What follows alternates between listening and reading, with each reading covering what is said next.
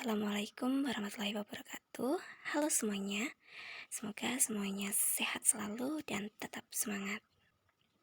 Kali ini kita akan membahas materi tentang kerajinan serat part 2. Nah, di sini kita akan membahas tentang proses produksi kerajinan bahan serat, produk dan proses kerajinan bahan serat, serta kemasan produk kerajinan bahan serat. Materi pertama. Dalam proses produksi kerajinan bahan serat, kita perlu memperhatikan teknik dasar dalam proses pembuatannya. Nah, proses tersebut di antaranya yang pertama, menenun. Nah, teknik menenun dapat digunakan untuk pembuatan produk kerajinan tapestri. Menenun menggunakan alat spanram atau bingkai yang direntangkan benang-benang yang berfungsi sebagai jalur jalannya benang tenunan. Yang selanjutnya, menjahit. Menjahit adalah pekerjaan menyambung kain dari bahan-bahan lain yang bisa dilewati jarum jahit. Menjahit ini bisa dilakukan dengan alat, yaitu mesin jahit, atau dengan manual, yaitu dengan tangan. Dan yang ketiga, itu adalah teknik mengikat. Teknik mengikat adalah teknik menyatukan dua benang atau lebih membentuk ikatan yang diinginkan. Nah, ikatan ini dapat berupa simpul ataupun pola warna. Nah, yang selanjutnya kita bahas produk dan proses kerajinan bahan serat. Nah, di sini nanti kita akan mempelajari bagaimana sih cara pembuatan dari kerajinan bahan serat. Apa aja sih bahannya? Nah, jadi sebelumnya kita harus bahas terlebih dahulu apa itu syarat-syarat perancangan benda kerajinan sebelum membahas contoh produk kerajinan. Dalam proses pembuatan suatu produk, kita harus menentukan terlebih dahulu rancangan produk kita. Nah, sehingga kita harus mengetahui syarat-syarat dari perancangan itu sendiri. Yang pertama, kegunaan atau utility. Suatu kerajinan itu harus mengutamakan nilai praktis, yaitu dapat digunakan sesuai dengan fungsi dan kebutuhannya. Contohnya, membuat kerajinan mangkuk untuk wadah sayur. Yang selanjutnya, kenyamanan atau comfortable. Suatu kerajinan harus menyenangkan dan memberi kenyamanan bagi pemakainya. Contohnya pegangan pada cangkir. Yang selanjutnya, keluasan atau flexibility. Nah, jadi suatu kerajinan itu harus memiliki keserasian antara bentuk dan wujud benda dengan nilai gunanya. Nah, misalnya kalian akan membuat suatu kerajinan berupa sepatu. Nah, jadi sepatu ini harus kalian sesuaikan dulu dengan ukuran kaki yang mau kalian buat. Gitu. Next, yang keempat itu keamanan atau safety. Dimana suatu kerajinan itu tidak boleh membahayakan. Dan yang terakhir itu keindahan atau estetik. Nah, jadi suatu benda yang indah itu mempunyai daya tarik lebih dibanding benda-benda yang biasa-biasa saja. Nah, itu tadi syarat dari perancangan benda. Selanjutnya kita akan bahas contoh produk kerajinan.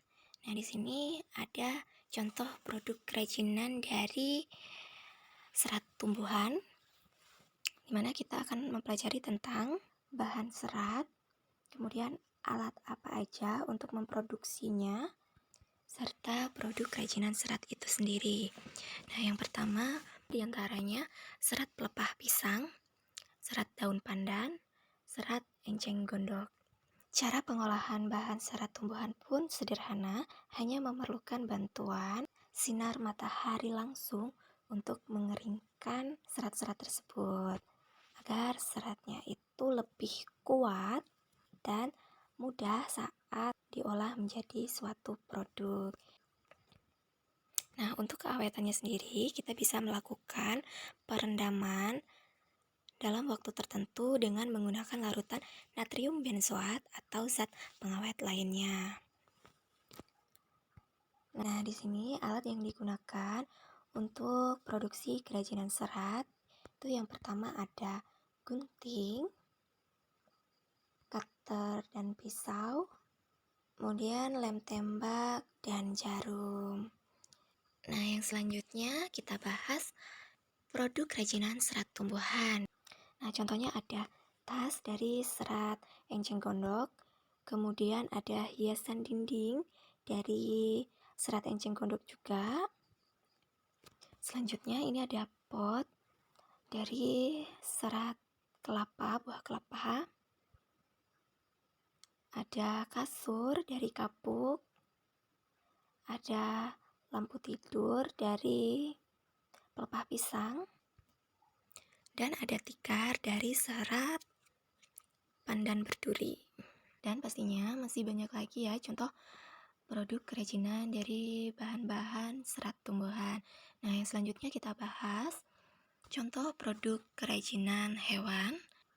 Nah, bahan-bahannya itu ada serat wol dari bulu domba, serat sutra dari kepompong ulat sutra, dan serat dari bulu alpaka.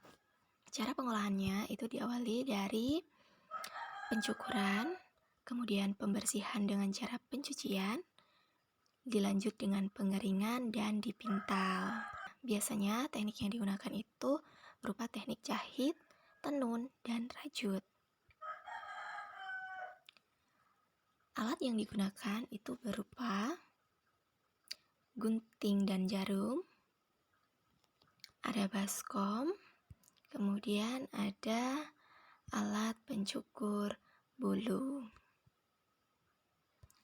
Nah, produk yang dihasilkan contoh-contohnya sebagai berikut.